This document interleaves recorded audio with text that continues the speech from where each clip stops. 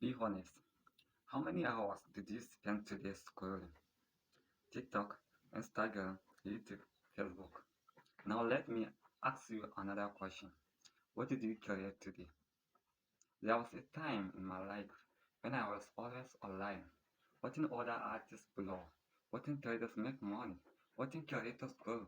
In my eyes, I know everybody's success story, but I was not building mine. I was consuming motivation, but not creating anything. And that is when I realized something painful. You can't watch your way to success.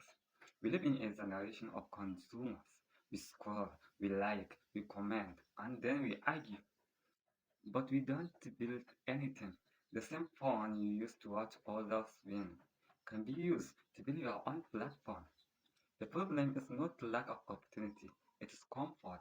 Consuming feels productive, but curating is uncomfortable, and growth lives in discomfort. Before you consume content, ask yourself, is this helping me to grow or just entertaining me? If it's not helping your future, reduce it. At the end, stop being a fan of success. Become a builder of success. Nobody will build your life for you. Start creating today.